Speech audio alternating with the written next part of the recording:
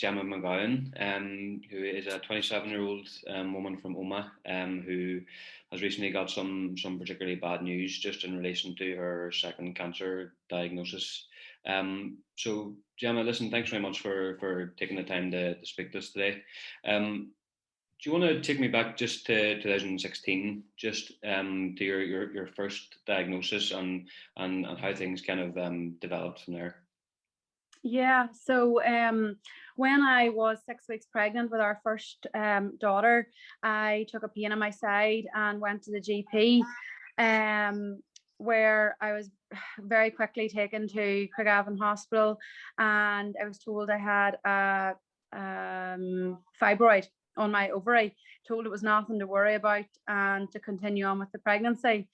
At 17 weeks pregnant, I was then admitted to hospital and taken for emergency surgery. The pain was horrendous, and the fibroid, as they called it, had grew over 11 centimeters in the space of 6 weeks to 17 weeks pregnant. So I was taken for emergency surgery, and as soon as I woke up, I said to them, well, was it cancer? And they were like, not at all, far too young to be cancer. Put it behind you, Gemma, continue on with your pregnancy. So I rocked up to my, your checkup appointment a couple of weeks later, and I rocked in there on my own, like feeling $1 million. And as soon as I looked at the table, there was a Macmillan book and my, your hospital sticker stuck in the corner of it. And I just knew, I said to her, I was like, I knew I had cancer. I was like, you all told me I was too young. But I was reassured that it was only stage 1. It was such a low grade, non-aggressive. Put it behind you, Gemma, never look back, the surgery's done. So at that point, they took my ovary and my fallopian tube and told me to complete my family, basically. So I then went on to get married, and we had a wee boy, and he's now 1. So Sadie's 4 and Louis 1. And then we had our third wee baby, Betty, there 15 weeks ago, where it was actually then that I found another a wee lump after having 4.5 years of clear bloods and clear scans.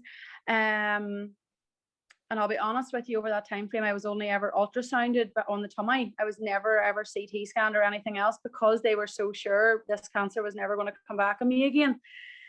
I should have pointed out as well, actually, it's a very rare type of cancer. It's never ever been in the UK before, so nobody knows what they're dealing with. So I am a trial and error, to be honest. So I'm sorry, I'm getting all confused here where I'm at, but basically now where we're at is I was red flagged to go in early and have my C-section and the growth removed.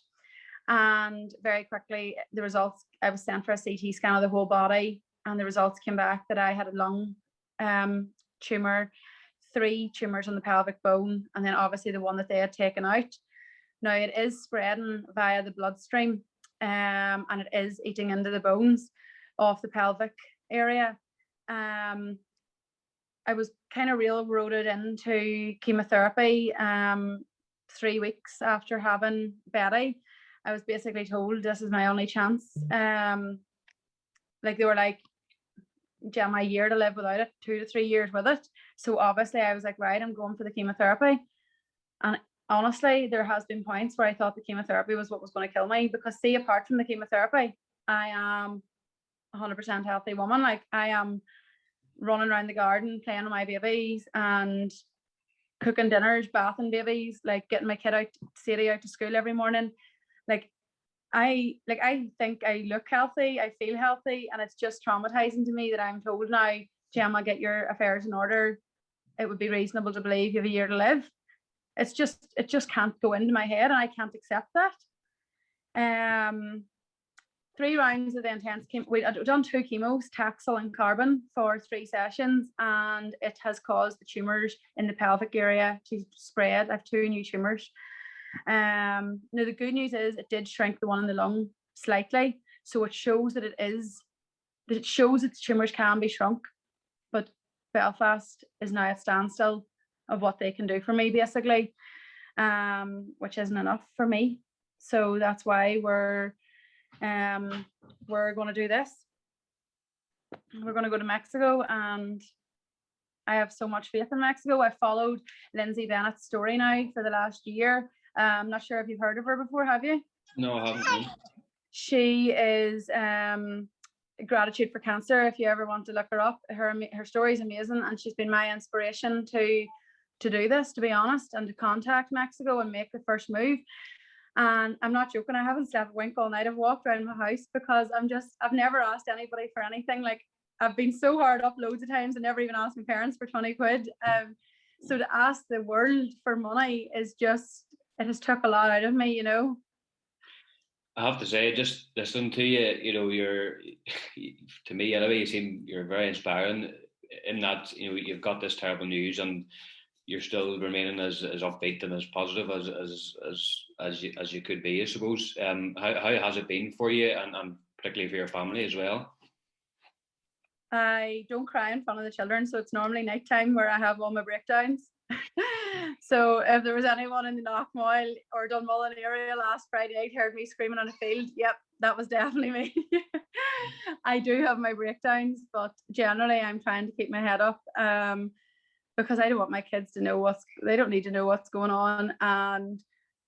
But I'm only human. Like, I do have my breakdowns, and you know, I do cry, but I am positive. Like, I know I'm not dying this year. I know I'm going to Mexico and they're going to prolong my life.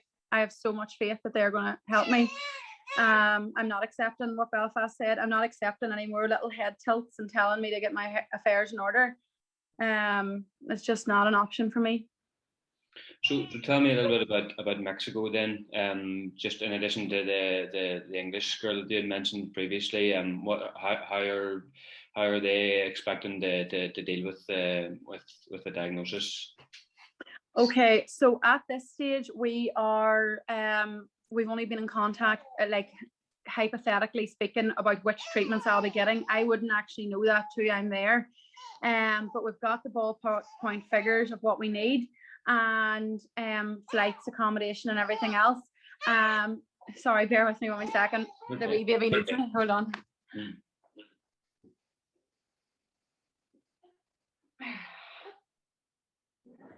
Oh, sorry about that.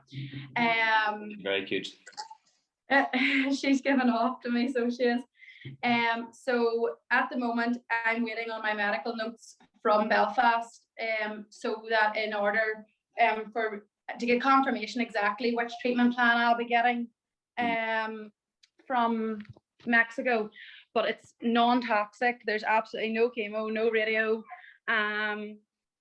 So it's all like alternative therapies. I can't really go into detail about them because I don't know which ones I'm getting yet, but I'm more than happy to share that once that's all decided. There's no point me going through them all because they've given me like 20 options. Do you know what I mean? But the bone one is the most concerning one. It's the one that's taken the more intense treatment, if you know what I mean. Mm-hmm. So yes, do you want to let me know even then just when you decided to raise the money and how much you've raised so far? I haven't checked in hours. My family keep texting me, and they keep telling me by WhatsApp what we're at, and I can't even like go on to look. I keep breaking down. The last time I looked, it was at £42,000. And I mean, last night we were sitting, and when we were making it last night, I couldn't even bring myself to publish it. And I kept saying to my husband, you know, maybe if we got a couple of hundred a day. I was like, if we get a couple of hundred a day, it'll soon add up, and we'll get there in a couple of weeks or 6 weeks, and to get £42,000. And the first day is just absolutely like, it's just numbing me. I'm just overwhelmed. The kindness of strangers, the influencers online who have shared my story, like, I'm just blew away, to be honest with you, how much attention it has got. Like, who am I? Some wee girl in Omagh. Like, I just can't believe it. I'm overwhelmed. I think you know, just by speaking to you here, you can sense your, you know, the inspiration coming from you, and that's obviously why your story is resonating with people as well. So you know, you're very deserving of it. So Yeah, you mentioned obviously. You tell me a little bit about your personal life then, I suppose, in the sense of your kids. How old are your kids, and are they aware at all of what's happening at the moment, or are they completely oblivious? Well, Sadie's our eldest. She was 4 in December, and she knows obviously that I'm bald. She runs around the house playing with all the wigs and carrying on. But we've made it a laugh with her. You know, we've made it like Mummy's getting medicine and it made her hair fall out. Like that's all she needs to know at this stage. Louis only 1 and he just loves my bald head. He like rubs it all the time. He doesn't even like me wearing wigs. He's just got so used to me being bald. And as for Betty, it doesn't matter if I've got hair or a hat or bald. Like she's just so used to it, like from she was born. But no, like we have a very happy home life, and I have an amazing husband, and I would see through it if like we'd been married a long time and I was in my 60s or 70s or 80s, but I'm only 27. I'm only 2.5 years married, and like I don't plan to let this beat me, especially this year. Like, you know, if I can get this 1 year to 5 years, who knows? I could get it to 10 years. You know, I could get these tumors shrunk enough, and I have full faith that I can. I have full faith that I can do this. It's a scary diagnosis of stage 4 because they automatically think that's it. But I have a big fight in me. I have a big reason to fight. Like I have 3 little babies. Like. And how about your husband, Clive? So, as far as I'm aware, he used to play a bit of rugby for Omagh. Is that correct? Yeah. Yeah, he's well retired from that now because you know he's 13 years older than me. Right. Okay. So he's well retired from that, but he still likes to support the bar in it. So how's Clive been dealing with this, and how much of a help has he been to you? He has did everything. He has been an amazing support. His employer has been an amazing support by letting him take off work and still helping us financially. Like it's just been, the support from everyone's been amazing, but Clive has done everything throughout all of this. No matter how down I was, no matter how ill I was, he knew I wanted to feed Betty myself when she was only a newborn and things. He was lifting her in and out of the bed to me, taking Sadie to school, like all the cooking. I can't say he's accurate a cook or cleaner, like, but he has been amazing. Like he's a very quiet man compared to me.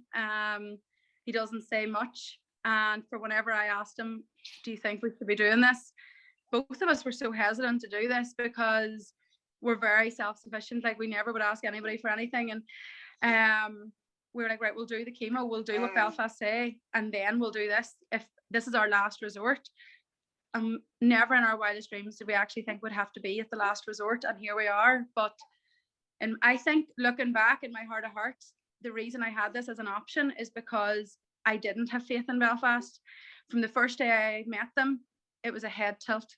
It was like, you know, they didn't even have to say anything. They just tilted their head as if to say, you know, it's not good.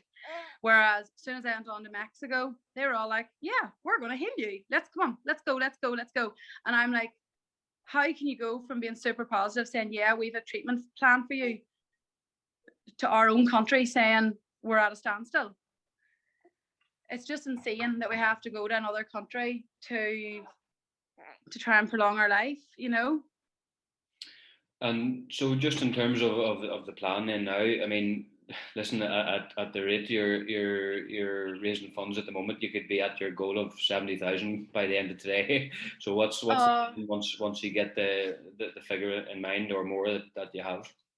Right. Well, if I get the 70,000, today I've been sorting out all the paperwork side of things, medical notes, scans, pathology reports. I've been trying to get all that sent over to Mexico. Unfortunately, I'm still waiting on the GP. If things are just taking a bit longer than, well, obviously I've only started this all yesterday, but it's just taking a wee bit longer process than we expected, because we expected the money to take longer, if you know what I mean. I'm sorry, my baby's like sliding off the sofa. You're right, we said. So once the paperwork's in place and all our passports are back, like we're doing fast track for passports and stuff. So once all that's sitting, Mexico's ready for me. Very so good. there. So listen, Gemma, I think that's everything that I maybe have to ask you at this stage. But just have to say best of luck with absolutely everything, and best of luck with the fundraising, and then for Thank you. your journey over to Mexico. I hope everything goes really well for you. Thank you so much for your time. Thank you.